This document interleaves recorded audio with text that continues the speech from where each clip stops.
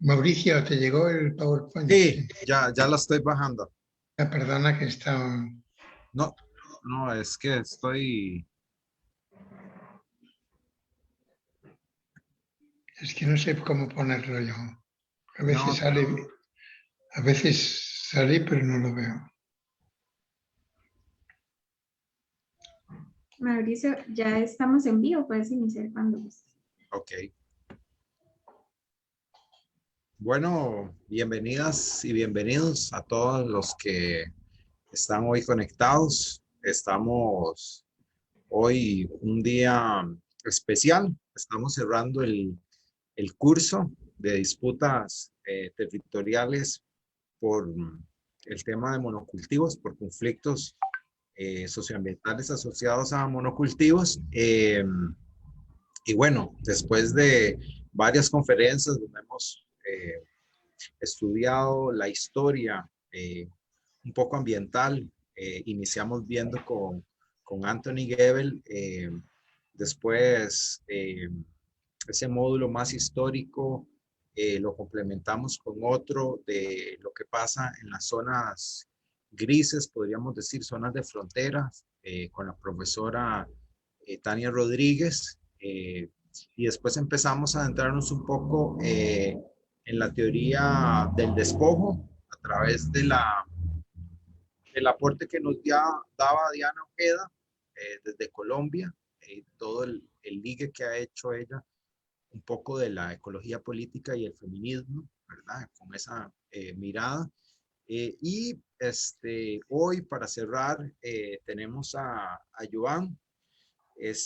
Joan es un viejo amigo, ha sido mi profesor desde hace muchos años, ¿verdad? Tal vez sería interesante decir que el primer curso que yo llevé con Joan fue en 1995, cuando algunos de ustedes no habían nacido.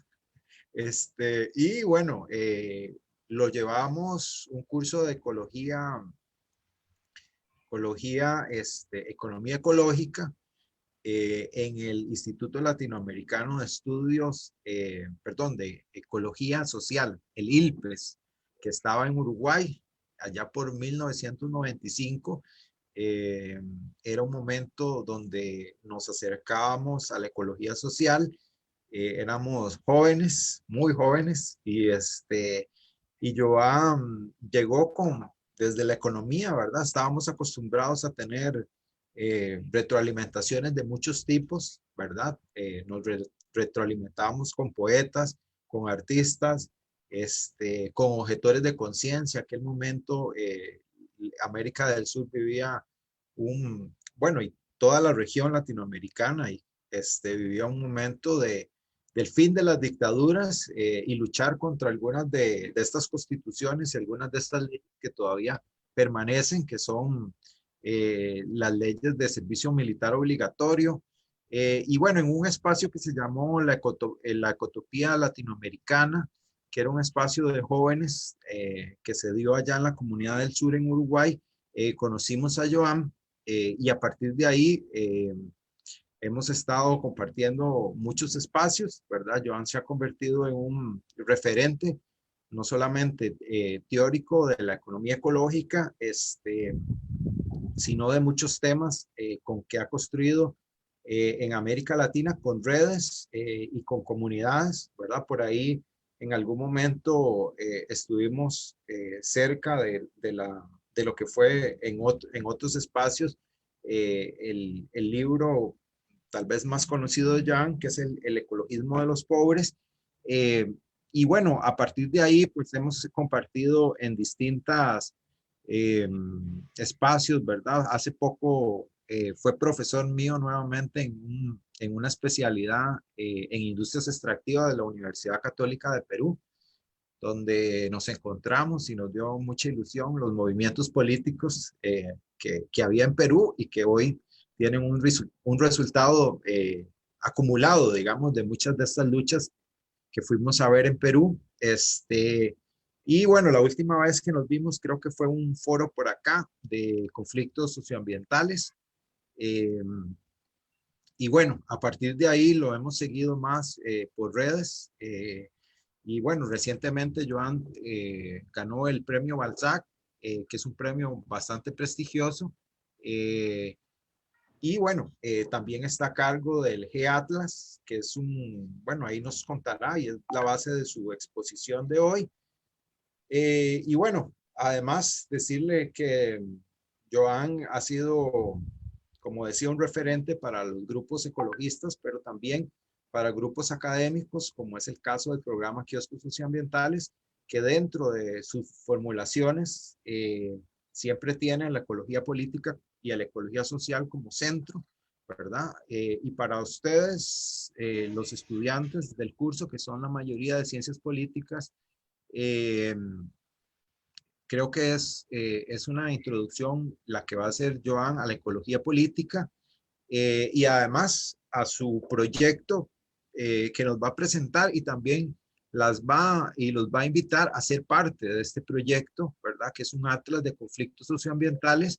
Y así que los que han estado pensando y hemos estado peloteando sobre tesis de grado, pues esta es una bonita iniciativa, ¿verdad? Y Joan ha logrado acoplar mucho lo que es el trabajo académico con el trabajo activista, en este caso de completar este atlas, que ya llevará, no sé, ¿cuánto andará, Joan? Como 4.000 conflictos. Casi no, 3.500. Bueno, ustedes pueden contribuir a llegar a los 4.000, ¿verdad? Y ser parte de la campaña que está haciendo Joan por visibilizar todos estos conflictos que, como nos va a explicar, digamos, tienen su origen ¿verdad? En esta disputa que hay sobre los bienes comunes. Bueno, sin más, nada más quería agradecerle a Joan y a todos ustedes también de haber estado este semestre. Yo sé que sigue siendo difícil, pero bueno, ya estamos llegando al cenit y bueno, y para cerrar el curso, pues nos acompaña Joan. Entonces, sin más, Joan. Bueno, aunque sea así a distancia y sin poder ir al campo con ustedes y ver alguna cosa de la vida más real, pero voy a hablar un momento, no sé cuánto tenemos, 1 hora y media o así será, voy a hacer una presentación de PowerPoint, pero antes quiero decir que yo fui a Costa Rica, me acuerdo, en 1994. No sé cuántos de ustedes son costarricenses y la mayor parte, o serán de cualquier lugar del mundo que puedan estar aquí conectados, pero en 1994, 6 años, se había fundado AECO en Costa Rica, gente muy joven, y los conocí, y luego algunos de ellos que ya estaban metidos en disputas ecológicas, territoriales, contra plantaciones de árboles en aquel momento que no eran eucaliptos, sino que era melina, que nunca había ido a hablar de este árbol, pero que era no un árbol para bien de la gente, sino para hacer plantación de árbol y luego exportar la madera. Pues estos muchachos y muchachas de Acción Ecológica de AECO de Costa Rica triunfaron en lo que estaban haciendo, ayudaron a impedir esta plantación, pero murieron muy jóvenes, a los 25 años, en lo que fue un accidente. Todavía no se sabe si un accidente programado o del todo accidental. Entonces, en memoria de ellos, que en mis libros los han mencionado, en fin, no vale la pena ponerse sentimental al cabo de tantísimos años, ellos no han sido olvidados, sino que en Costa Rica ha habido una continuidad y en toda América Central y en toda América Latina, en todo el mundo, de hecho, hay muchísimos ecologistas viejos y también jóvenes que están empujando esta pelea del ecologismo popular, como le llamo. El ecologismo de los pobres e indígenas. Y precisamente hoy, hablando de constituciones, como habló Mauricio, salió un artículo inesperadamente en una revista de Chile que se llama El Desconcierto, y lo ha escrito un tal Raúl Gómez, algo Gómez. Lo pueden buscar porque yo lo puse inmediatamente en mi Facebook, una copia de este artículo, donde dice lo siguiente. Dice, en Chile, inesperadamente, después de tantos años de pinochetismo y post-pinochetismo, la gente se ha levantado hace ya 2 años. Cita a Manfred Max Neff, un economista ecológico más antiguo que yo y que también se murió en este caso ya porque era mayor, a los 80 y bastantes años se murió hace un par de años, pero cita a Max Neff como ecologista, como economista ecológico y una vez candidato a la presidencia, cuando sacó el 4 o el 5% solamente, pero dice, las ideas de Max Neff y las ideas del ecologismo popular tal vez van a triunfar ahora en la nueva Constitución de Chile, porque muchos de los que han sido elegidos como independientes a formar parte de esta Constitución, como saben ustedes, la presidenta es una indígena mapuche y muchos son en la práctica, aunque no lo sean en teoría, ecologistas populares. Y en este artículo de este Gómez en la revista El Desconcierto de hoy mismo, cita el Atlas. Dice, el Atlas de Justicia Ambiental contiene muchos conflictos ambientales de todas partes del mundo y también de Chile. Y luego cita otros archivos, otros inventarios de Chile. Bueno, yo quería decir que el Atlas de Justicia Ambiental le debe mucho a Chile también, porque en Chile está OCMAL, el Observatorio de Conflictos Mineros de América Latina, con Lucio Cuenca, César Padilla también desde hace años, y ellos fueron los que, como una pequeña ONG sin plata para hacer muchas cosas, empezaron a recolectar, ¿no?, conflictos mineros, en su caso, el Observatorio de Conflictos Mineros de América Latina, y allí estará seguro el caso de Crucitas en Costa Rica, el caso de Pacific Rim y Oceana Gold en El Salvador, y tantos otros centenares de conflictos mineros que ha habido en América Latina. Y en el Atlas, que ahora estamos mostrando, tal como estaba hace un par de meses, porque ahora tenemos como 50 o 60 casos más, pues verán ustedes esta concentración de puntitos naranjas en la cordillera de los Andes, pero también muchos en México, hay algunos en el Caribe, en las Antillas también. Cada color representa un tipo de conflicto.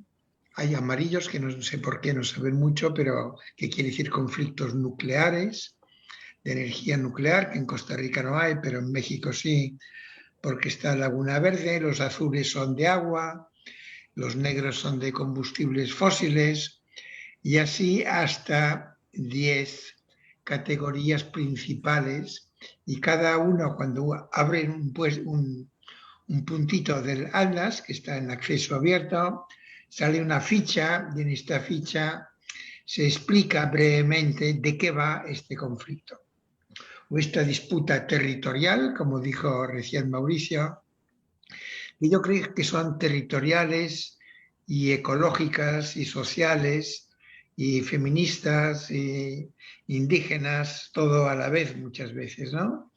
Son disputas, a los geógrafos les gusta decir territoriales y a los más ecologistas yo les llamo conflictos ecológico-distributivos, da lo mismo el nombre. Todos sabemos de qué estamos hablando y ahora lo vamos a ver en las próximas. Lo voy a pasar yo porque creo que lo puedo hacer, ¿no? Lo paso yo mismo, me parece, si no me he equivocado. Sí. ¿Lo están viendo o no? Sí. Sí, quería enseñar primero, lo haré yo, Mauricio. Ok. Pensaba que no sabía, pero he aprendido rápidamente. Pues voy a pasar esta portada, esta cubierta de este libro, porque precisamente este año se está celebrando 50 años de un libro que a mí me influyó mucho, de George Scurregan, que se llama, un economista disidente, que escribió este libro que se llama La ley de la entropía del proceso económico. Voy a explicar qué quería decir con esto de la entropía. Lo voy a explicar brevemente más tarde, porque creo que es muy importante para entender estos conflictos.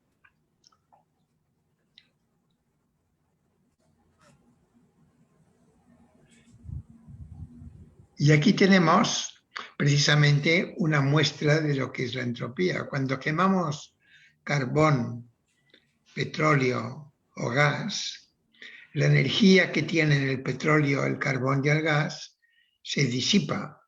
No se puede usar dos veces un barril de petróleo. Hoy en el mundo se van a sacar, como es un número redondo, unos 100 millones de barriles de petróleo. Y mañana también, más o menos la misma cantidad cada día. Quizá no habrá para continuar, quizá estamos llegando al pico, por lo menos en algunos lugares.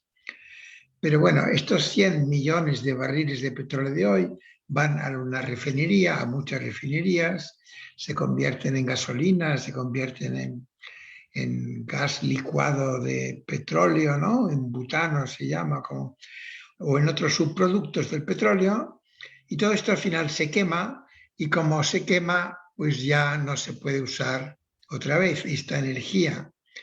¿Y qué resulta del petróleo, del gas y del carbón?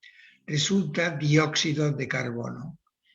El dióxido de carbono, normalmente hablando, se podría otra vez absorber en los océanos con el plancton y en la nueva vegetación, como habrán estudiado cuando estudian cómo se hace la fotosíntesis, con CO2, con agua, con energía solar, y esto produce los carbohidratos. Pero tanto CO2 hemos puesto en la atmósfera los ricos del mundo, porque la gente pobre apenas quema carbón y gas y petróleo, muy poquito. Pero los que consumimos mucho, y por suerte ahora yo ya hace casi 2 años que no viajo más en avión, entre la pandemia y que he renunciado al avión, pues quemo un poco menos. Pero los ricos queman más, esta es la realidad.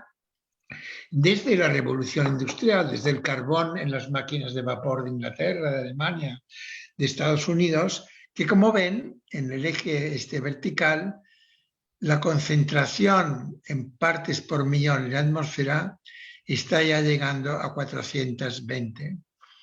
Las pequeñas subidas y bajadas son de si es el verano o el invierno, porque en el verano septentrional, esto se mide en Hawái, pero se puede medir en un observatorio que hubiera en San José, en Costa Rica, que también está a 2.000 o 3.000 metros, es buena altura para medirlo, y verían que en el norte del planeta, pues en primavera se absorbe más carbono y por tanto baja un poco porque los árboles crecen más.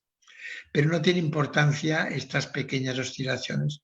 Lo importante es esta tendencia. Cuando la gente que esté escuchando esto, algunos son jóvenes y tendrán 25 o 30 años, pues tengan 60 años, dentro de 30 años, esto va a llegar a 450 partes por millón. Y al final de siglo, que sus hijos o sus nietos estarán vivos, no hay nadie que lo remedie porque no se está haciendo nada en absoluto en la práctica, o algo pero poco, va a llegar a 450 partes por millón.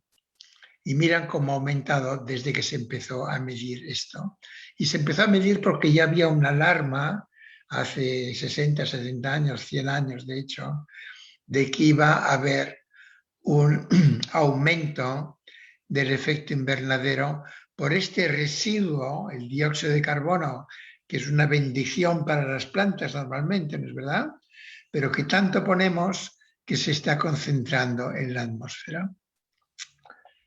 Paso a la siguiente.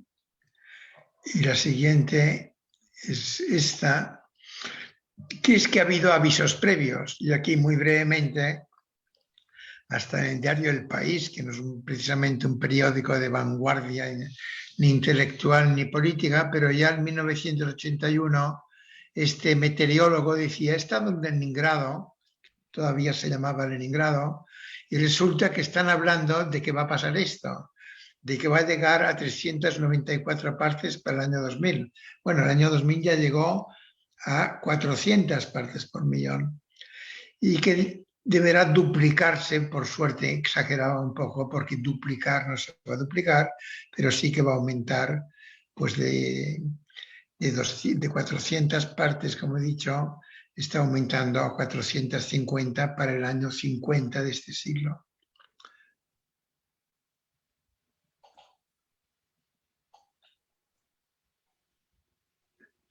No sé cómo sacar esto aquí. Entonces, vamos a ver pues un poco de historia y de historia de América Central y del Caribe. En toda esta historia de la máquina de vapor, la revolución industrial, lo que fue muy importante fueron las materias primas, aparte del carbón que había en Inglaterra. Más importante quizá incluso que el carbón, porque podrían haber quemado leña o podrían haber hecho que las fábricas caminaran con energía de los ríos, como ocurrió en Nueva Inglaterra, en Austria, en el norte de Italia, por ejemplo. O sea, el carbón fue importante, pero no fue lo único importante. En la revolución industrial fue importante el algodón producido por esclavos africanos en América del Norte, que causó una guerra civil, como saben, pero ya en 1860, muchos años ya de revolución industrial y de mucho dinero ganado en las fábricas textiles de Inglaterra que importaban algodón barato. ¿Y por qué era barato? Porque los trabajadores esclavos eran baratos y porque la tierra era barata porque se la habían robado a los indígenas de Estados Unidos. Y lo mismo ocurrió, no con algodón, pero con el azúcar, que fue un gran alimento. Por esto los ingleses todavía ahora toman tanta mermelada con el pan y bueno, y azúcar con mucho té, pero sin hacer ninguna broma, porque no es una broma. El azúcar fue un alimento barato para el proletariado industrial, inglés primero y europeo después, y fue ya una frontera de extracción de mercancías, tal como fue el algodón de Estados Unidos y tal como luego ha sido el banano y ha sido pues las otras, la piña, por ejemplo, y la melina y los eucaliptos y tantísimas otras fronteras de la extracción de vegetales y también fronteras de la extracción de minerales, ¿no es verdad? Del cobre, de la plata al principio, del oro, etc. Pero también del litio hoy en día, etc. Todo esto, la industria capitalista, pero yo creo que no sería muy distinto si fuera socialista, esta industria funciona con materias primas en gran parte importadas y baratas, porque el trabajo es barato, la tierra es barata y la materia prima es barata. ¿Todo por qué? Porque todo es robado, digamos, ¿no? Los esclavos fueron robados y vendidos, los indígenas fueron eliminados y su tierra fue... Claramente en Cuba no quedó, ni en Jamaica, ni en Puerto Rico, no quedaron indígenas apenas. Indígenas que hubo americanos en Cuba fueron, si acaso, yucatecos, exportados desde Yucatán, desde México a Cuba para trabajar en los ingenios, en el campo y en la fábrica, a partir de 1850 y 60, cuando hubo la guerra de castas, así llamada, en Yucatán, y los indígenas perdieron, indígenas yucatecos, como les llamaban, en los libros de los ingenios cubanos de la época sale, ¿no? Hemos comprado tantos indios yucatecos que son muy buenos trabajadores, a la fuerza, claro. Entonces, todo esto ustedes, si viven en las Antillas, en el Caribe, América Central, viven en una zona en los últimos 500 años, de las más violentas del mundo, ¿no? Y claro, ahora hay mucha violencia, el narcotráfico, todo esto en México, pero la violencia que hubo con las pandemias europeas que eliminaron a tanta gente y luego con la esclavitud y con el robo de la tierra, etcétera, pues son algo bien conocido, o quizá no tanto como deberían serlo, ¿no? Hay grandes historiadores ahora como Reinaldo Funes Monzote en Cuba y tantos otros también, Guillermo Castro en Panamá, que han hecho historia de todo esto en la América Central y el Caribe. Hace poco hemos sacado un número de la revista Ecología Política mostrando todos estos conflictos. Bueno, habría que poner también los de Colombia y los de Venezuela, ¿no? Que también les toca el Caribe. Entonces, pasando a la siguiente.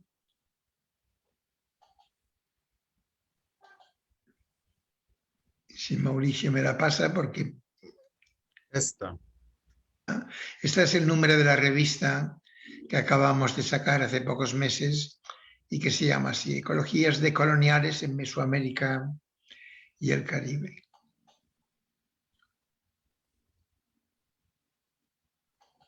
Y aquí, aunque voy a hablar también de conflictos agrícolas, ¿no? Y de plantaciones, porque es lo que ustedes han estado estudiando,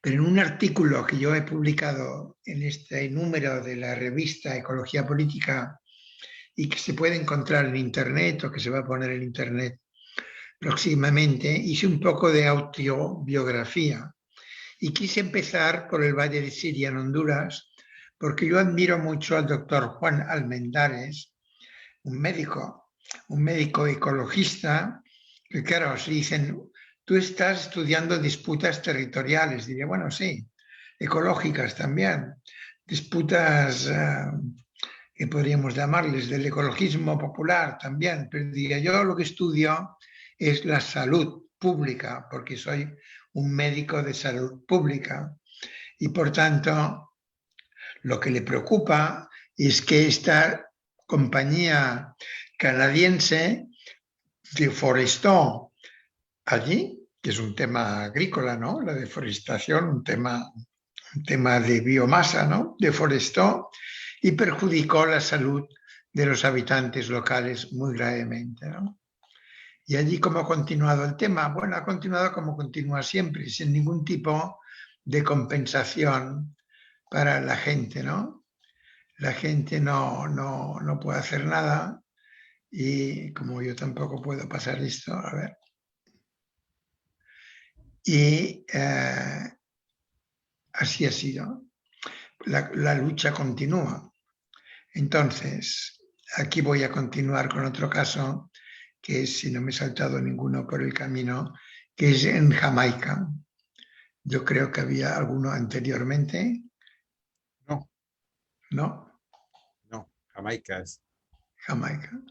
Bueno, este también tiene, como ven, hay unos loros de Jamaica endémicos que se llaman, y este tiene que ver, en este caso, muy brevemente explicada, también con minería. La minería en el Valle de Siria es minería de oro, de esta compañía canadiense, y por tanto debe usar cianuro, ¿no? Y todo esto hace daño a la salud. Y aquí es minería de bauxita, porque en Jamaica hay mucha bauxita y por tanto se han instalado compañías para hacer aluminio y necesitan electricidad para hacer el aluminio. Cuando se saca la bauxita de tierra, y esto, como ven, está en Jamaica, no tan lejos de donde ustedes muchos viven, si viven en América Central, pues en Jamaica hay bauxita y se saca la bauxita, también se saca en Brasil, por ejemplo, en muchos sitios del mundo, y la mitad de lo que se saca se llama barro rojo y no sirve de nada y es un contaminante. Y la otra mitad se le pone mucha electricidad y sale alúmina y luego se vuelve a refinar y finalmente sale el aluminio. Bueno, el aluminio se recicla, bueno, se recicla una pequeña parte, pero si piensan, el barro rojo, que es un residuo tóxico, y la electricidad que se ha puesto para conseguir el aluminio, que se va a reciclar. La electricidad se gasta y ya se gastó. Por tanto, todo esto es entropía pura, quiere decir electricidad, energía, materiales que no se pueden reciclar. Esto es lo que la palabra entropía indica. Cuando en un proceso físico sale un residuo, como puede ser la energía ya gastada, que estará por algún lado del planeta, fuera del planeta se va, ¿no?, la energía, y no se puede usar otra vez. Los materiales se quedan en el planeta, pero no se pueden usar normalmente 2 o 4 o 5 veces porque costaría muy caro volverlas a utilizar. Entonces, pensando en el aluminio, esto es lo que ocurre. Pero también es verdad, pensando en los bananos, ¿no? Producir bananos implica tener tierra, trabajo barato, bolsas de plástico que a veces van a parar al agua donde se pone el banano. Gente que trabaja en el banano que tal vez enferma con el DBCP o con algún producto que le echan al banano. Y luego se exporta el banano en cajas de madera o de cartón, lo que sea, y estas cajas van a la basura en el país que importa el banano. Y la piel del banano no se la come nadie, ¿no? Va también a la basura de los países importadores. Y lo que la gente se come es un banano pelado sin la piel. Y este verano ya me explican dónde va a parar. Piensen un poco en el metabolismo humano, pues entra por la boca y luego sale por donde va al estómago y continúa su camino como un excremento de banano, ¿es verdad? Y no se recicla. Por tanto, el banano también es entrópico, aunque con la luz solar y agua y tierra vuelva a salir otra cosecha año tras año. El banano tiene mucho potasio y va bien contra los calambres en las piernas, por ejemplo, comer banano, pero este potasio no regresa ni a ningún sitio de plantación de bananos como ha sido América Central tanto tiempo, ¿no? Se fue el potasio y no volvió. Y por tanto es una expoliación que las plantaciones funcionan así. Aquí otro caso que no es este de Jamaica, sino es de América Central, y es un caso de qué pasa con el residuo que hemos llamado dióxido de carbono que se pone en la atmósfera, pues que está produciendo cambio climático. ¿Quién lo va a padecer? La gente que vive en zonas, mucha gente, todo el mundo lo va a padecer, con más huracanes en América Central, por ejemplo, ¿no? Pero una cosa que va a ocurrir es que va a subir un poquito, no mucho, medio metro, 20 centímetros, el nivel del mar. Depende de cuántos hielo se vaya a fundir en la Antártida y en el Ártico. Con el calor se va a fundir bastante, ¿no?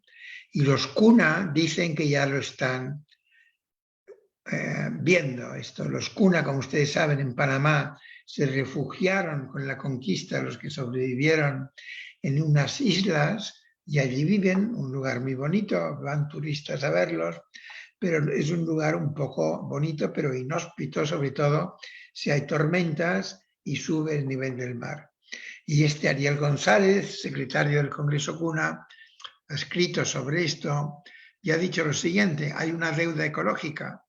No tenemos ninguna culpa del aumento del nivel del mar. Los CUNA no quemamos mucho petróleo, ni gas, ni carbón en nuestra historia. Al contrario, ¿no? Hemos vivido de la biomasa, de la pesca y de cosas sostenibles. Y ahora vamos a pagar con la subida del nivel del mar. Entonces, ahora el siguiente.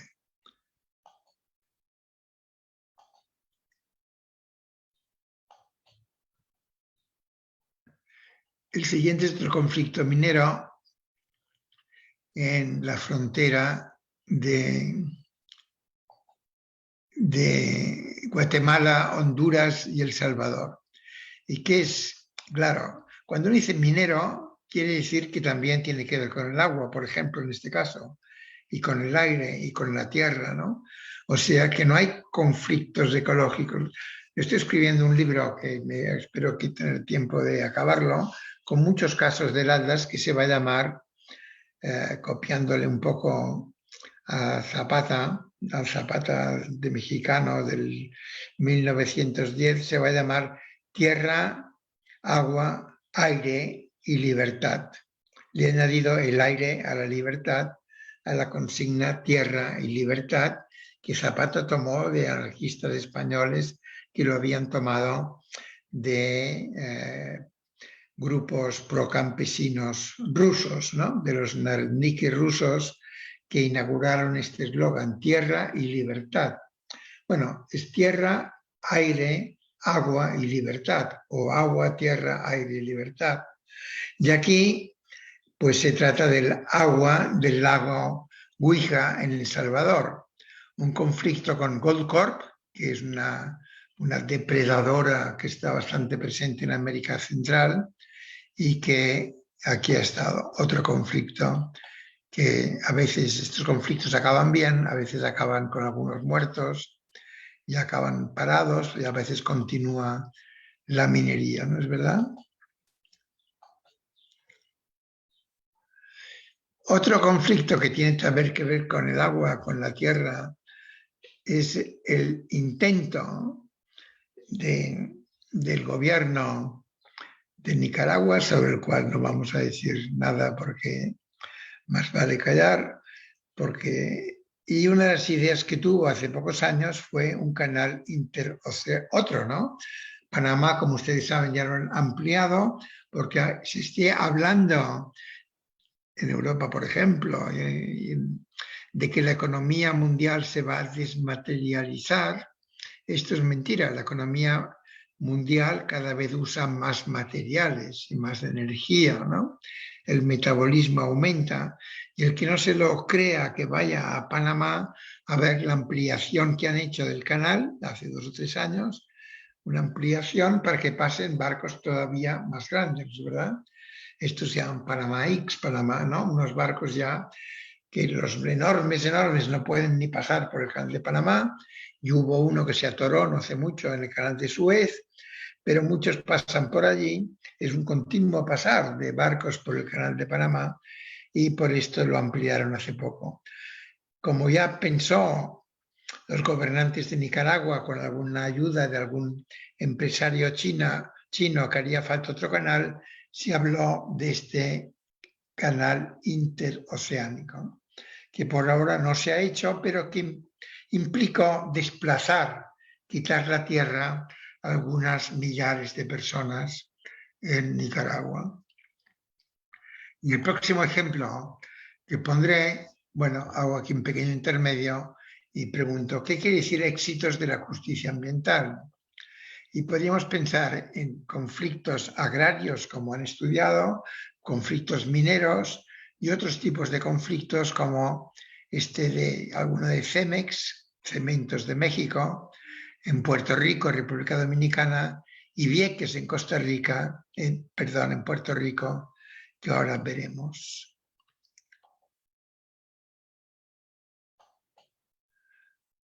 Esta es una cementera en Santo Domingo, en República Dominicana, donde en la zona de amortiguamiento de un parque nacional querían instalarlo y ha habido protestas, ¿no? Y este que viene es otro caso y es en Vieques, que es un caso que a mí me gusta, digamos, me interesa porque fue finalmente un éxito, ¿no? Un éxito donde en Vieques, que es una islita que está al este, puesto es Puerto Rico, al este de Puerto Rico, la Marina de Guerra de Estados Unidos ocupó esta isla hace ya mucho tiempo para prácticas de tiro y pruebas de bombardeo. Y tuvo que irse la gente que vivía en Vieques, que son puertorriqueños así normales, vivían allí. O sea, de Puerto Rico, de los que llegaron con la colonia, porque como dije antes, la población indígena desapareció por las pandemias de viruela y sarampión que trajeron los europeos. Por esto, cuando de vez en cuando ahora derriban alguna estatua de Colón en algún lugar, a mí no me parece mal, digamos, ¿no? Porque Colón era sin duda un gran navegante, pero trajo muchas enfermedades y muchas maldades a América, o llevó. Total, pasó esto, pero vino otra población, en parte esclava, Puerto Rico, para plantaciones de caña. Parte de esta población vivía en Vieques muchos años después. y tuvo que irse porque llegó la Marina de Estados Unidos a hacer estos ensayos bélicos, ¿verdad? Y hay contaminación. ¿Y qué ha pasado al final? Que ha triunfado la gente de Puerto Rico porque por acción directa fueron allí a protestar, diciendo, si quieren bombardeen, pero nos ponemos aquí a protestar. Y con otras maneras de hacerlo, al final consiguieron que hubiera un acuerdo y que se fuera la Marina de Estados Unidos.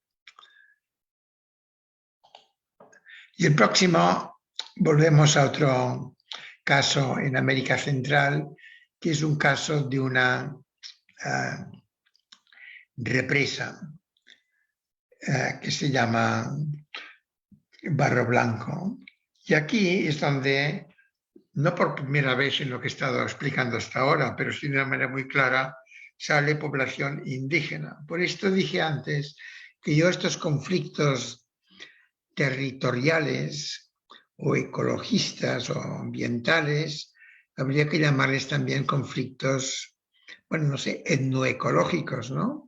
O del ecologismo popular e indígena. En el Atlas, para todo el mundo, incluyendo Rusia, incluyendo Estados Unidos, incluyendo España, y nos sale que el 40% de los casos interviene población indígena, oficialmente indígena, digamos, los Sami en Escandinavia, gente con nombres de indígenas como los Nove Gublé en Panamá y también creo que en Costa Rica, ¿no? Y también en el este de Costa Rica, tocando a Panamá, algunos. Entonces, los españoles debían poner otro nombre, han recuperado su nombre, consideran propio, ¿no? Y quizá todavía lo han cambiado después, no sé.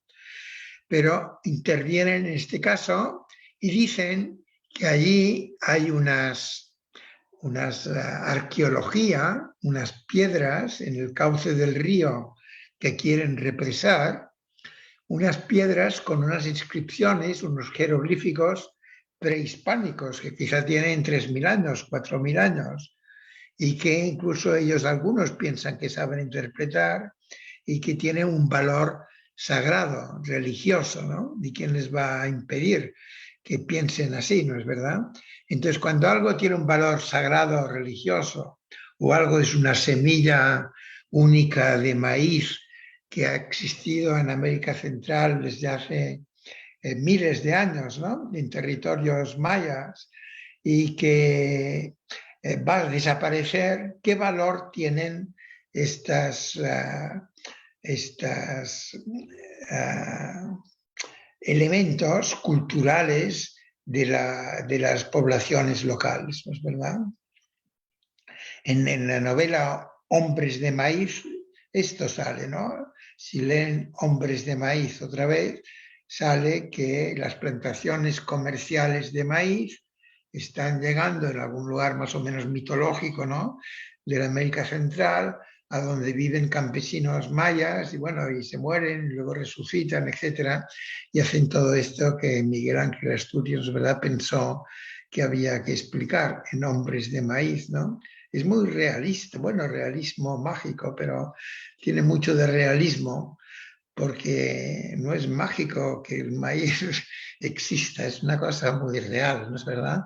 Y que tenga un valor cultural también y literario. Y aquí, con menos difusión, pues hay estos jeroglíficos que han conseguido por lo menos un tiempo parar esta represa.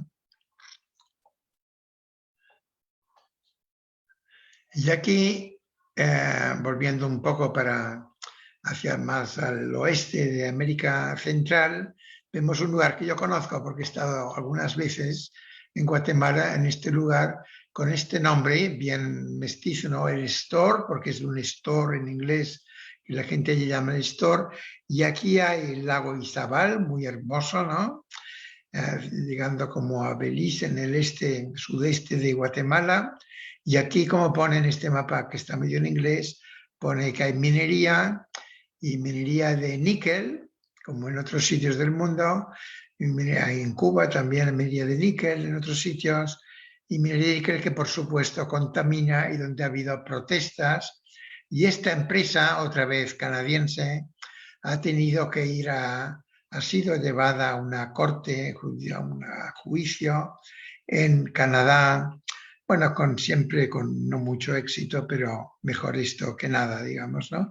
Porque el principio de que no se pagan las deudas ecológicas, de que los pasivos ambientales, que es una palabra que tienen que aprender, pasivo ambiental es una palabra de contabilidad. En una empresa hay los activos, en una empresa o en la Universidad de Costa Rica o en cualquier administración pública también, pero una empresa como Hudbay tiene activos, las máquinas que tiene, ¿no? La cuenta positiva que tenga en el banco, todo el dinero que tiene y las máquinas que tiene y las concesiones mineras que se ha comprado o que se ha robado. Todo esto lo pone en el activo. ¿Y qué tiene el pasivo? En el pasivo tiene las deudas y las acciones, el valor de las acciones, que es como un préstamo que le han hecho los accionistas y los préstamos que le han hecho los bancos. En el pasivo nunca ponen las empresas, nunca. Es como su religión se lo impidiera poner, su religión crematística, ¿no? Les impide poner las deudas ambientales, las deudas ecológicas que tienen con la gente, hasta que se las exige a alguien, ya sea por acción directa, con un boicot o con un bloqueo o con un caso judicial que a veces, algunas veces pueda tener éxito. Y lo mismo ocurre con toda la biopiratería, ¿no? Por ejemplo, hablé del maíz, pero todo el robo de semillas del tomate prehispánico también, o tantísimas otras conocimientos indígenas sobre medicina, etcétera, que se han llevado sin pagar. Esto también es una deuda ecológica, que no estoy seguro que sea bueno pensar en pagarla en dinero, ¿no? Pero pues sí que debería dar lugar a una reciprocidad, por lo menos, ¿no? Que no te cobren por las medicinas que están basadas en principios activos que se llevaron de tu propio país, ¿no es verdad? Y que no te cobren por semillas que se basan en semillas que se robaron de tu propio país. Esto es lo mínimo que se debería hacer, ¿no? Este es otro caso, bueno, también muy ligado a Costa Rica, porque se parece al caso de Crucitas en Costa Rica de minería de oro, donde una mina de oro en Salvador fue finalmente prohibida y El Salvador prohibió la minería de metales a cielo abierto, pero esta mina primero la heredó, se la compró Oceana Gold, que es una empresa australiana, que dijo, me compro esta concesión y yo la voy a imponer, y estos son los criminales confesos. Oceana Gold ha matado a gente en Filipinas, en casos parecidos, pero bastante gente ha matado, ecologistas, gente que se defendía, y en El Salvador se tuvo que ir finalmente, ¿no? Bueno, y esto lo hace el ecologismo popular. Esto es el ecologismo popular que consigue de vez en cuando, yo diría que en un 20 o 30% de los conflictos consigue parar los proyectos. Y de esta manera da una lección a todo el mundo y de esta manera también disminuye un poco el carácter entrópico, el carácter, digamos, de derroche que tiene la economía industrial actual. Entonces, resumo las ideas principales para que haga después una discusión o más aportaciones de ustedes que saben mucho, no diré que más que yo, pero tanto como yo o distinto que yo, porque saben otros casos más próximos o más contemporáneos, ¿no? Entonces, yo creo que hemos de usar este concepto, el concepto de las fronteras de la extracción, ¿no es verdad? Junto con el de las fronteras de botar los residuos. El CO2 es uno, el dióxido de carbono. Se bota en la atmósfera a ver qué pasa, a ver si los océanos lo captan o la vegetación, pero no, si no, allí se queda, ¿no? pero también residuos tóxicos se botan en el mar, se botan en tierra de una manera, y no solo los residuos urbanos, domésticos, que la gente tiene mala conciencia con el papel y el plástico y hace bien de tener mala conciencia, sino residuos industriales, los plásticos de las compañías bananeras, por ejemplo, ¿no? Que van al mar y matan a las tortugas, por ejemplo, ¿no? Entonces, hay fronteras de la extracción y fronteras de la contaminación. Y hemos puesto ejemplos del oro, Valle de Siria en Honduras, del cobre, no sé si he hablado, pero también bauxita, níquel, del carbón, porque también en el Caribe, cerca del Caribe, en Colombia y en Venezuela, hay el cerrejón, ¿no? Y el cesar, con los indígenas Wayuu, ¿no? Y en Venezuela con los Yucca, y hace algunos años hubo el cacique Sabino, no me acuerdo qué más, que lo mataron en Venezuela por defender a los Yucca, ¿no es verdad? Yucca, porque hay minería de carbón en esta zona de Venezuela que es contigua al Cerrejón y a la Guajira, o sea, la Guajira en Colombia, que es donde está la minera del Cerrejón. También hay plantaciones, he dicho banano antes, caña de azúcar, en fin, otras, pero claro, palma de aceite, que es una especie de invasión que está ocurriendo en tantos sitios para exportar aceite de palma, ¿no es verdad? Incluso a veces como un combustible ecológico, porque es biomasa y la ha hecho el sol, ¿no? Esto es una verdadera aberración ecológica, digamos, ¿no? Destruir bosque para poner palma de aceite, para poner, es como etanol de caña de azúcar, pues lo mismo aceite de palma de aceite, ¿no? Ponerlo en un automóvil, esto es lo más absurdo del mundo. Brasil lo hace con etanol porque Brasil es muy grande y es muy desigual y la gente que va a cortar la caña no tiene automóvil y ponen el etanol en los automóviles de los que tienen automóvil. Pero no es una idea muy buena para otros lugares del mundo, ni para Brasil tal vez. Hemos visto también que hay compañías transnacionales, pero algunas son nacionales, las de banano hoy en día, ¿no? Que palma de aceite, por ejemplo, en Colombia, todas son nacionales, ¿no? Y de militares o de paramilitares frecuentemente, ¿no? Como lo son en Ecuador las empresas de camaroneras, ¿no? Que destruyen el manglar, otro tipo de destrucción de biomasa, el manglar, para poner camaroneras, como también ocurre en Honduras y en otros luchos, ¿no? El sur de México. Estos no son transnacionales, son compañías nacionales ligadas quizá a comercio transnacional. Pero otras veces, como la famosa United Fruit y tantas otras, son transnacionales. Luego hay conflictos transfronterizos, como este en el Trifinio y otros, muy interesantes de estudiar, ¿no?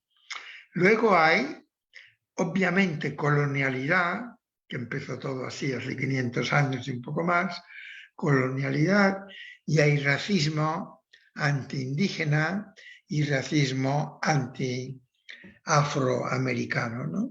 Y por tanto hay antirracismo y anticolonialidad, que yo creo que es algo que está creciendo. Yo hace muchos años que he viajado a América Latina, las primeras veces en los años 70 a Perú, y yo veo que, por ejemplo, ahora las estatuas de Pizarro estarán temblando un poco en Perú, y tal vez por fin ponen una estatua de Tupac Amaru en la plaza esta grande que hay en el Cusco, ¿no? Porque allí fue donde los españoles, reinando Carlos III, que por alguna razón se supone que era un rey muy ilustrado, descuartizaron, mataron, claro, y lo descuartizaron a Tupac Amaru por rebelde, ¿no? Pues una estatua sería muy adecuada. Es decir, que el racismo, el antirracismo y la anticolonialidad va ligada a la lucha ecologista, creo yo, y a la lucha demócrata y en fin, y esperemos que la Constitución de Chile, por ejemplo, avance en este sentido. También, por desgracia, hay abundantes asesinatos de activistas. Hemos publicado no hace mucho un artículo sobre mujeres ecologistas muertas, ¿no? Claro, un poco por el caso de Berta Cáceres, pero es que hay muchas Bertas Cáceres, por desgracia, en el mundo, ¿no? En el Atlas yo creo que tenemos los casos de 80 o 100, algunas sin los nombres, pero otras con sus nombres, alrededor del mundo, ¿no? En Filipinas, más que en otros sitios, en Colombia, en México, en la América Central, en el norte de Brasil, por ejemplo, ¿no?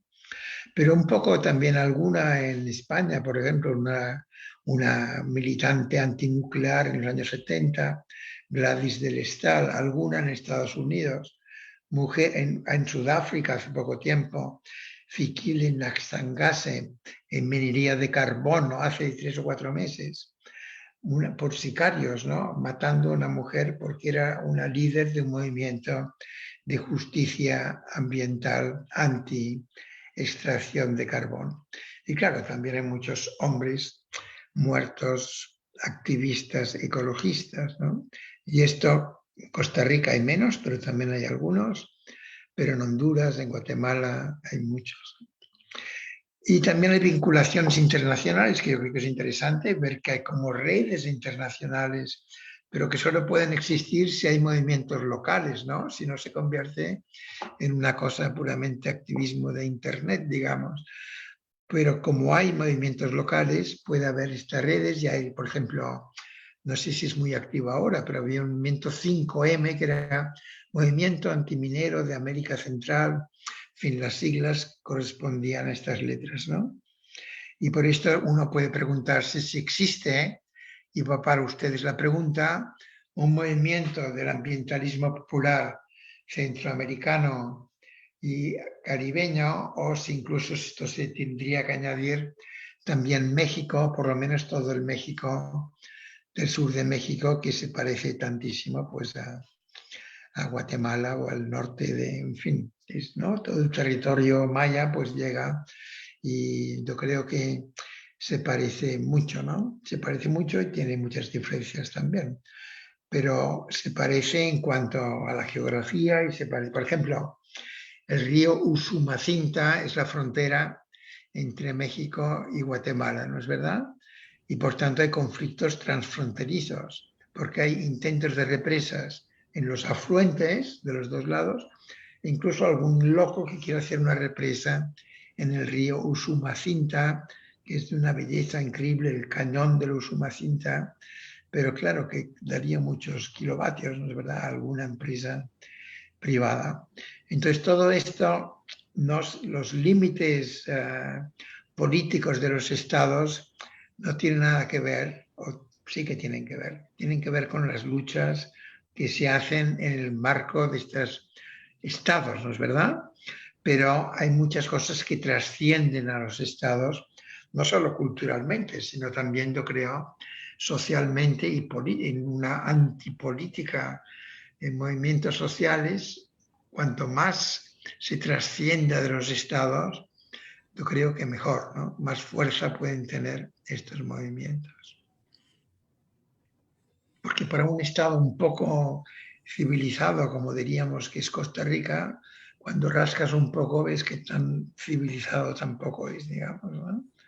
Lo que sabe cooptar mejor a los movimientos de resistencia, esto sí que es verdad, pero que continúa la lógica de la expropiación, la lógica del aumento de la frontera extractiva, continúa también en Costa Rica, ¿no es verdad? Y exportación, ¿no es verdad? La exportación de materias primas. Y esto es la causa de todo esto, viene de ahí, yo creo, de la colonización, el racismo, que facilitan la exportación de materias primas para el metabolismo, ¿no? El flujo de energía y materiales, algunos muy necesarios como fuera el algodón, otros más superfluos como puede ser el oro, ¿no? Pero todos van para las economías de los países ricos. Muchas gracias. Muchas gracias, Joan. La verdad es que ha sido un repaso de conceptos, ¿verdad? Entropía, conceptos claves, externalidades. eh, Bueno, externalidades no lo uso mucho porque quiere decir que se va cuando cuando todos nos conocimos quizá lo usa, pero lo suprimida porque normalmente quiere decir que se va a compensar con dinero. sí, sí, digamos.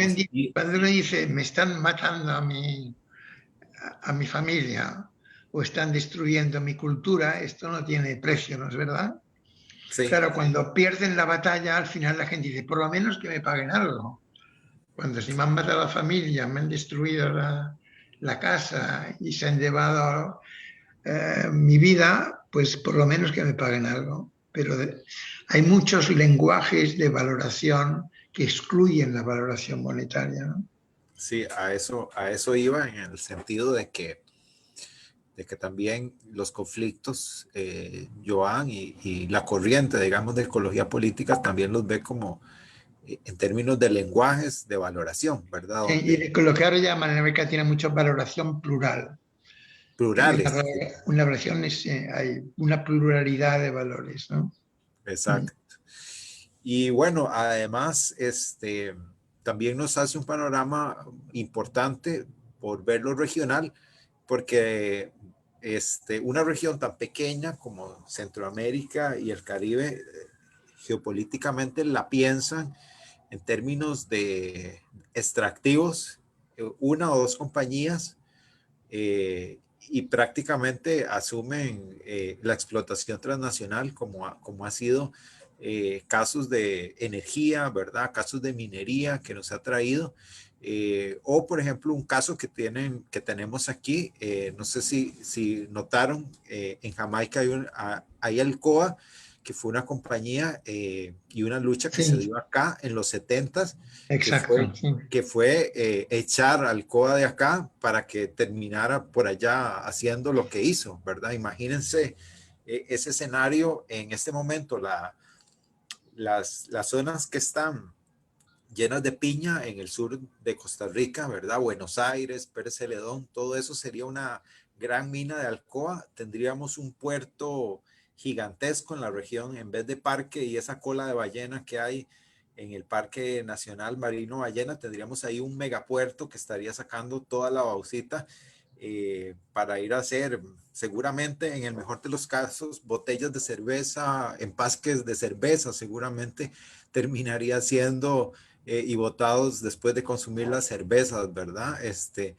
Y bueno, por dicha no se dio, pero vean cómo se trasladó el conflicto, ¿verdad? Y eso ha pasado muchísimo en Centroamérica. Conforme una compañía deja un territorio, pues asume otro donde hay menos organización o donde hay un Estado permisivo. De hecho, hoy temprano mandaba los compañeros de Panamá sobre este caso Barro Blanco del río Tabasará, mandaban unas imágenes que les voy a pasar, les voy a compartir por el chat, de precisamente eh, de la desalojo que están haciendo sobre población indígena en este momento para inundar, digamos, zonas que son anexas a la comarca Nove Buglé, que no están reconocidas como tal, como territorios indígenas, pero han sido ocupadas milenariamente. De hecho, parte de la infraestructura que decía, de los petroglifos que decían Joan, tiene que ver con esferas y tiene que ver con todas las cosas que están declaradas en nuestro país como patrimonio de la humanidad, ¿verdad? Estas esferas y todo el conjunto que hubo de habitación sobre estas zonas que fue, digamos, importante.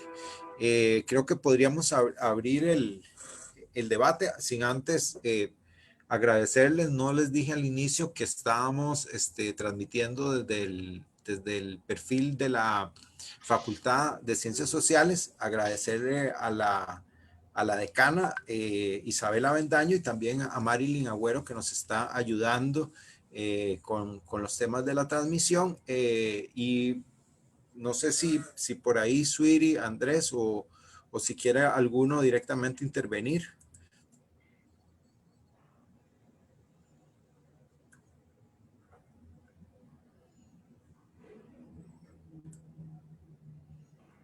Hola, por acá puedo estar recibiendo las preguntas, comentarios, reflexiones que tengan, que quisieran comentar.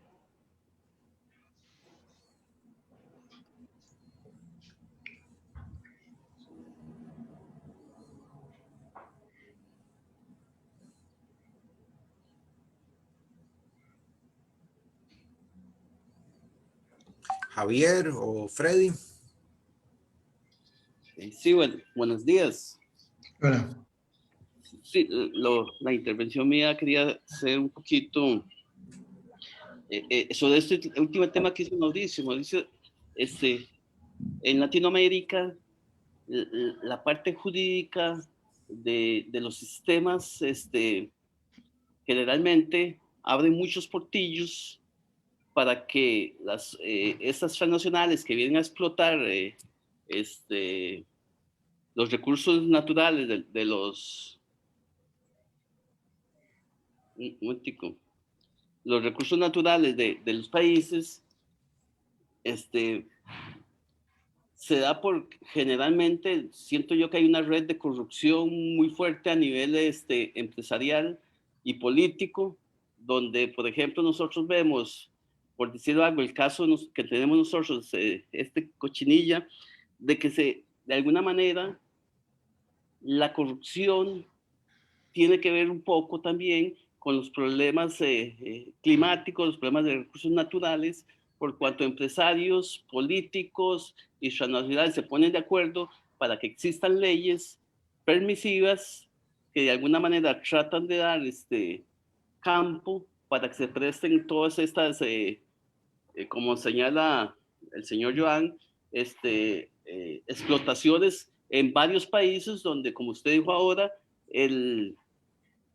se permite, hay normas que establecen que se puedan dar esas prestaciones como lo dijo don Joan, y vemos, por ejemplo, en Nicaragua con la idea de este nuevo canal, digamos, de que fácil, ahí la corrupción puede ser de millones y millones de dólares que van a ganar políticos y empresarios sin importarles todo lo que destrocen desde la zona atlántica a la pacífica, y eso generalmente tiene que ver mucho con la corrupción política que se da en Latinoamérica, y en Costa Rica no es la excepción, ¿verdad? Yo doy un comentario un poco en cuanto que me parece que la corrupción política se trae al traste con muchas de nuestros recursos, y por más organizaciones que se luche para dar la pelea, lo económico y la corrupción política nos tienen en ese estado. Gracias.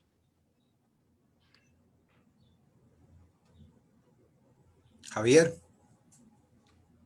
Sí, buenos días. Bueno, mi pregunta iba más o menos con lo que mencionaba el profe, ¿verdad? Sobre el caso Alcoa, ¿verdad? Y de otras instituciones, organizaciones, que, bueno, se entiende, ¿verdad? Que una vez que se lucha porque sean expulsadas, se van a otro lado, ¿verdad? Y no es que simplemente desaparecen, sino que se van y se van a otro lado a hacer el mismo daño y a cumplir con lo mismo que iban a hacer acá y a lo mismo que iba la lucha en un principio, ¿verdad? Entonces mi pregunta era más sobre qué posibilidades existen, ¿verdad? O qué esperanza existe en esta lucha en contra del extractivismo, ¿verdad? Y en este caso de la minería en concreto o demás, con respecto a que deje de suceder, o sea, a través de la legalidad o de qué forma se puede luchar de manera más precisa. Adelante, Joan.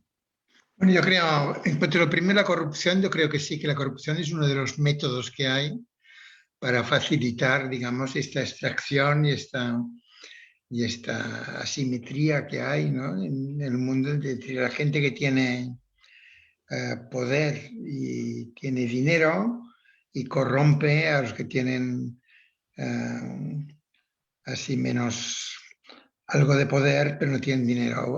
Hubo un presidente de Cuba del 1910 o 15, se llama Menocal, me parece, que le dijeron que era muy corrupto, ¿no? Este presidente, claro, porque Cuba, a partir de 1900 fue teóricamente independiente, pero era una colonia de Estados Unidos. O sea, y todo el desarrollo del azúcar en la parte oriental de Cuba se hizo en el siglo XX, no en el siglo XIX. Con los españoles fue en Occidente, pero todo lo que es Camagüey y Oriente fue el siglo XX, desde 1900 hasta 1930. Y este Menocal tenía una frase que era, le dijeron, usted es un corrupto, en fin, algún periodista, y dijo, el tiburón se baña pero salpica, ¿no? Y quería decir que, claro, que todos sus allegados les llegaba algo de dinero. Y era como decir, Estados Unidos estaba allí y eran más ricos las empresas y repartían dinero y al final le llegaba, a cualquiera le llegaba un poco de dinero y todo el mundo estaba de acuerdo en hacer ilegalidades, ¿no? O sea que la corrupción hay que verla, me parece, como uno de los métodos que hay para facilitar este trasiego de mercancías del sur hacia el norte, ¿no? Y claro, hay lugares donde hay más corrupción, otros que no, pero bien a veces que también hay corrupción interna, como la que hubo en Brasil con Odebrecht, ¿no? ¿Verdad? Y Odebrecht, que hizo dar dinero a todo tipo de políticos en América Latina, ¿no? Parecía casi como si hubieran, ¿no?, inventado un método para traer a todo el mundo abajo, derecha, izquierda, desde, ¿no? Para hacer vías de transporte. O sea, no es que Odebrecht dijera hagan lo que quieran, no, vías de transporte para facilitar también la exportación pues hacia China o otros lugares. Esto, Odebrecht es una compañía de construcción. Esto en cuanto a la corrupción. ¿Y cómo se soluciona? Yo no tengo, me parece que debería ser, como ha dicho Javier, ¿con qué método? Pues yo creo que con todos los métodos. Cuando se pueda hacer un método legal de ir a, por ejemplo, Crucitas en Costa Rica para dar una mina de oro a base de legalidad, alguna manifestación en la calle también, ¿no? Al final hasta fueron a Washington a un arbitraje que normalmente es suicida hacer esto porque siempre sale mal, pero a Costa Rica le salió más o menos bien, ¿no es verdad? Y Crucitas se ha tenido que ir, la empresa esta se ha tenido que ir y no hay minería de oro en Crucitas, aunque pueda haber otros desastres por el momento. Esto también es un conflicto transfronterizo casi, porque está al lado de Nicaragua, ¿no es verdad? Total, un caso en que la legalidad más o menos funcionó. Hay muchos en que no funciona y funciona mucho más la acción directa, no violenta, diría yo, que es la mejor, porque la violenta muchas veces es contraproducente, porque más violento va a ser el ejército y los militares que la gente, ¿no? Entonces, así es, y no hay otro método que se haya inventado. Así se pueden clasificar, ¿no? Métodos legales y métodos que no son ilegítimos, sino que son más directos, bloqueos que hay continuamente. Por ejemplo, hay un artículo muy recientemente publicado sobre Argentina y conflictos mineros en Argentina, por Mariana Walter y Lucrecia Wagner, que son argentinas las dos. Y han estudiado a fondo con el ALDAS, ellas han llenado muchos casos, 38 conflictos mineros en Argentina, donde la minería en gran escala es nueva, no es como en Perú o en Chile. Llegó en los últimos 30 o 40 años. Y de estos, más de la mitad han sido parados por algo que no está en la legislación, que son asambleas de vecinos autoconvocadas, ¿no? Y así se llaman, que nacieron en el año 2000, cuando se vino abajo el gobierno de Argentina, esta época en Argentina, que dijeron que se vayan todos, ¿no? O se vayan, y que no llegó a haber una nueva constitución, una revolución de verdad, y luego volvieron gobiernos o liberales o peronistas, pero hubo un momento como de que el gobierno, el Estado, después de las dictaduras militares, estuvo muy flojo. Y allí salieron asambleas de vecinos autoconvocados. Hay que ser argentino para inventarse una terminología así tan poco complicada, ¿no? Pero quiere decir que los vecinos se toman los lugares donde van a hacer minería, como ahora en Andagalá, en Catamarca está ocurriendo estos días para evitar minería de metales a cielo abierto, ¿no? Y han tenido éxito en más de la mitad de los casos. O sea, hay que estar muy abierto a cuáles son los métodos. Y yo creo que la causa es buena, evitar este saqueo, porque hay alternativas, ¿no es verdad? No hace falta hacer plantaciones de banano ni plantaciones de piña, ¿no? Para que la gente pueda vivir. Hay tierra y hay agua y hay ganas de trabajar y por tanto se podría vivir mucho mejor sin esta obsesión de la exportación, que yo creo que es bien antiguo en muchos sitios de América Latina, porque viene no tanto de la colonia, sino de la independencia, ¿no? De 1820 y la influencia inglesa también, mucho, en fin, por ejemplo, Buenos Aires, Sao Paulo, ¿no? Son grandes ciudades construidas sobre la exportación, ¿no? De carne o de café, en el caso de Sao Paulo. Y no es que no todos los latinoamericanos o sudamericanos son nacionalistas. Hay muchos que son súper capitalistas, ¿no? Neoliberales, digamos, antes de que se inventara el neoliberalismo. Pero se podría vivir de otra manera, claro. Que no fuera exportar a precio barato, como exportan muchos países sudamericanos, ¿no? Precio de bananas. También es parte de ideas sudamericanas, de la CEPAL de hace 30 o 40 años, etcétera, ¿no? Entonces, otras preguntas. Sí, hay varias preguntas. Hay preocupación, dice, de qué forma se podría contrarrestar la gran represión contra activistas. ¿Existe alguna forma de mantenerlos a salvo ante las... Mucha gente en América Latina ahora habla de este tratado de Escazú, ¿no? Que es un lugar que está en Costa Rica, ¿no es verdad? No sé cuántos países o estados han ratificado esto. A veces firman y hasta ratifican y luego no se cumple. Pero bueno, yo creo que sería como una pequeña ayuda, porque no sé qué implica exactamente, pero creo más publicidad de todo esto, de lo que sucede, ¿no? Con el ALDAS es lo que hemos querido hacer, dar visibilidad a estos conflictos, pero con mucha otra gente, ¿no? Que le da visibilidad y también hay periodistas. Por ejemplo, en México, si uno sigue la jornada y las ediciones de la jornada en la jornada maya, la jornada de Oriente, la jornada, en fin, de Coahuila, la jornada de Michoacán o de Zacatecas, todas estas ediciones locales del diario La Jornada en México, si hay mexicanos escuchando, yo creo que dan mucha información buena de estos conflictos, ¿no?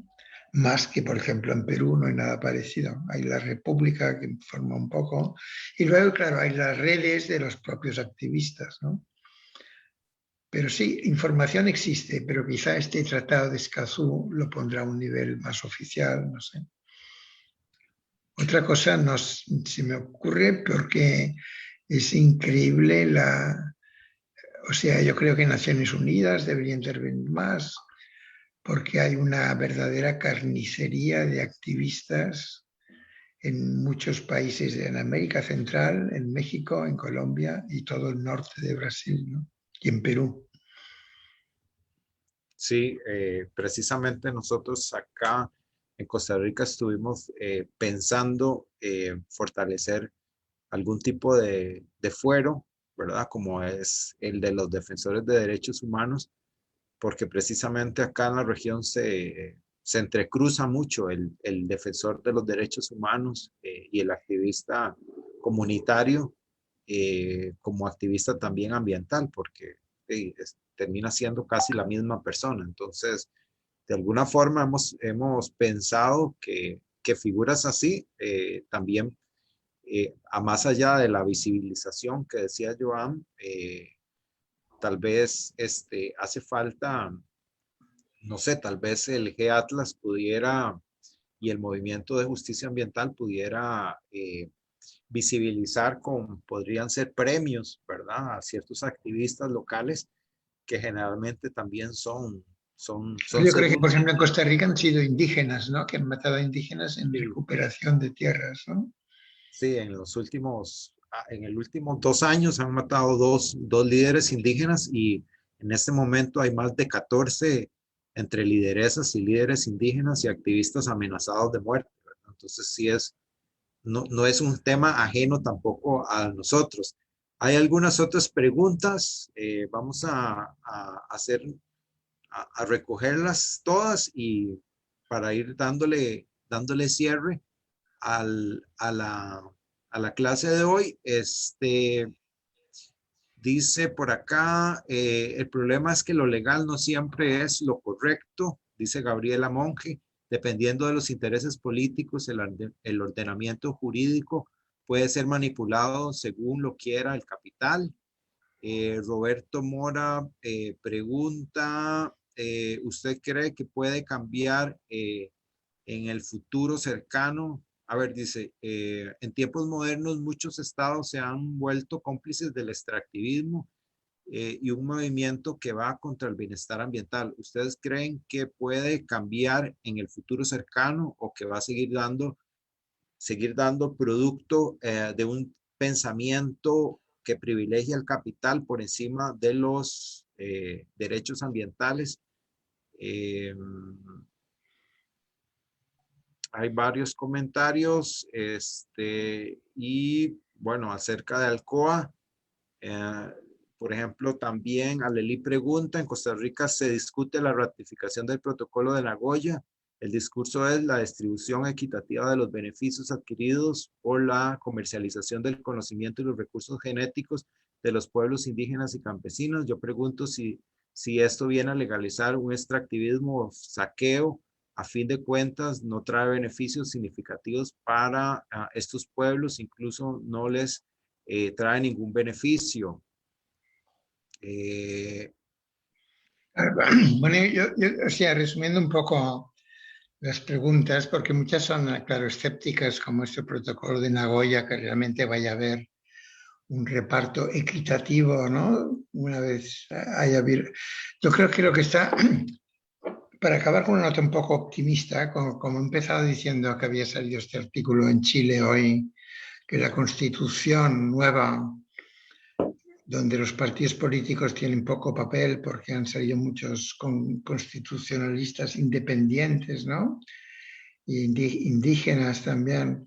Entonces, si lo mira uno en los 30 últimos 40 años de América Latina, que es mucho mirar, ¿no? Porque muchos de ustedes no tienen 30 años tan solo.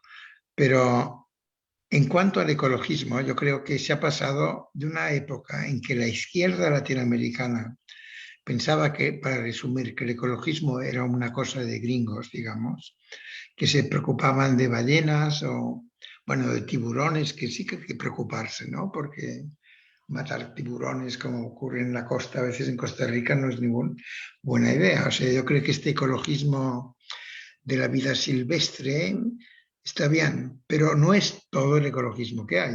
Hay un ecologismo de la gente que protesta porque les están matando con pesticidas, les quitan la tierra y es gente pobre, ¿no? Hay un ecologismo popular. Esto está incluso, yo creo, en la literatura. Por ejemplo, yo recuerdo haber leído Mamita Yunay en Costa Rica y claro, es una novela de un comunista, era, ¿no? Del Partido Comunista de la época. Bien, me parece bien, pero y que habla mucho de las huelgas que hacían pero dice, también hicieron huelga los regadores de veneno, que eran los que iban a poner pesticidas, insecticidas al banano, ¿no? Miren qué nombre que tenían, regadores de veneno.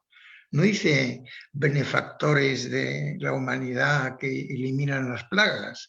No, les llamaba, como la gente les debía llamar, regadores de veneno, que había que pagarles un poco más por el riesgo que tenía. Esto sale en Mamita Yunay, búsquenlo en la novela.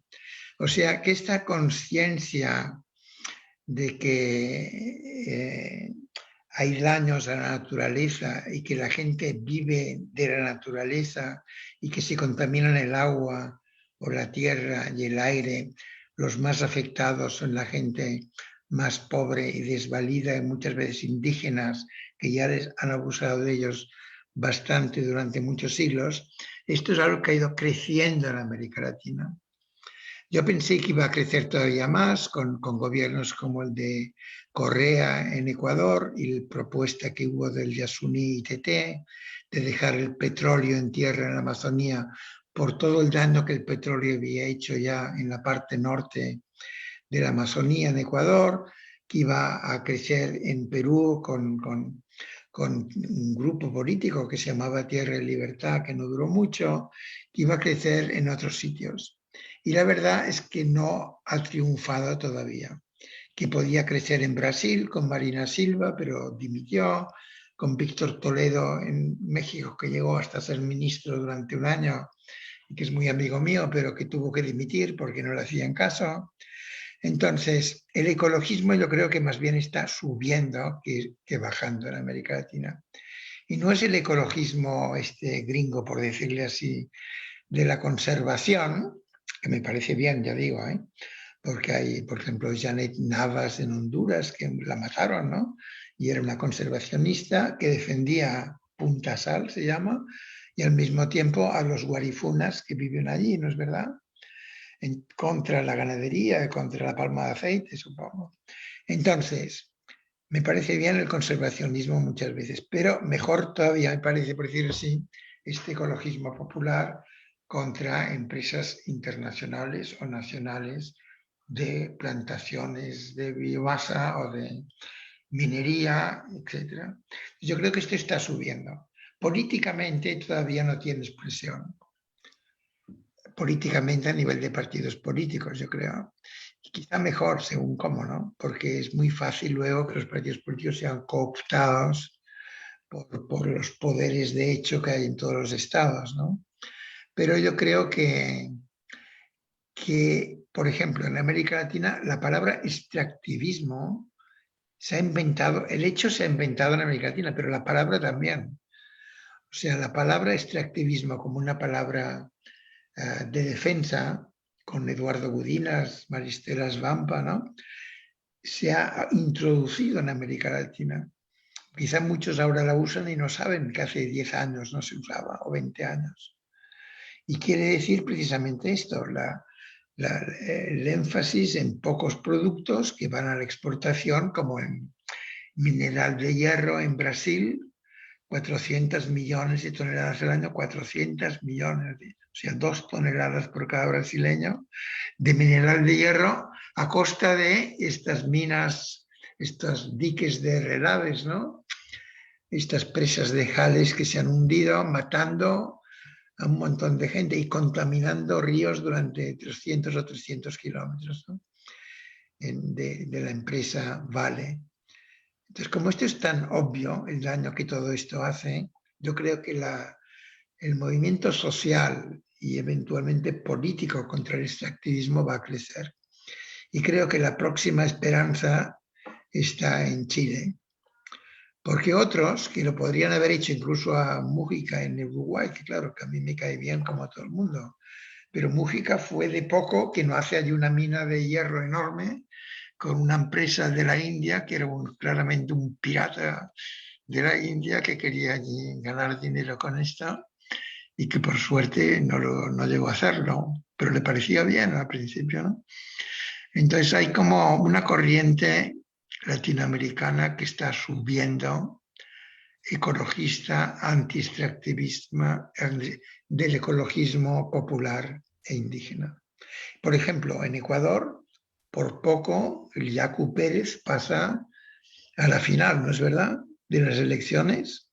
Se quedó en la semifinal, digamos, pero por poco pasa a la final, ¿no? Y él es un abogado, pero de provincia, ¿no?, de Cuenca, que ha logrado por la vía legal, pero también con bloqueos, parar algunas mineras, pero no él, toda su gente, claro, esto no lo hace una persona. Y fue candidato y por poco pasa, como digo, a la final, ¿no? Y qué hubiera pasado no lo sabemos. No me extrañaría que a la próxima, bueno, no, yo soy optimista así por naturaleza. Y cuando más viejo es uno, más optimista tiene que ser para dejar un buen recuerdo, ¿no? Así es. Y dar ánimos a la gente. Pero yo creo que hay motivos porque tanto abuso ha habido que al final nacen nuevos movimientos e incluso nuevas teorías y nuevas palabras como esto del ecologismo popular, ¿no? Que yo lo he aprendido en América Latina, esto no lo he aprendido en Barcelona. Sí, En la así India es. también, y en África un poco. Sí, así es. Es un ecologismo del sur, ¿verdad? Muy ligado y Sí. a los movimientos también de Bueno, y justicia. llamen si quieren ambientalismo, todo claro, la palabra es lo mismo, ¿no? Pero sabemos lo que queremos decir. Exacto. Sí, hay muchas terminologías, pero es un concepto, digamos, que entendemos, ¿verdad? Por esas características. Hay varias preguntas más, pero vamos a dejarlo por acá para ya Joan se le está haciendo de noche, las 8, así que no lo vamos a cortar su cena, que es la hora de la cena, y para que tal vez tenga tiempo de seguir escribiendo el libro, por lo menos un Ah, sí, ratito sí. más, un ratito más que lo estamos esperando, el libro. Pero ojalá supiera hacer una serie, digamos, de Netflix o algo así. Tendría más. Tendría Pero más, no, no he aprendido esto. bueno, esperemos que sea en la vida siguiente, ¿verdad? Esto. Que también tenemos esa posibilidad de trascender. Y seguramente en 50 años, cuando se haga historia del movimiento ecologista de América Latina, pues un capítulo especial será Sí, sí, Joan. bueno, bueno, sí. Muy bien. Así es. Entonces, le damos un saludo, Joan, Chao, muchas gracias, ¿eh? Me ha gracias. gustado. Chao, chao.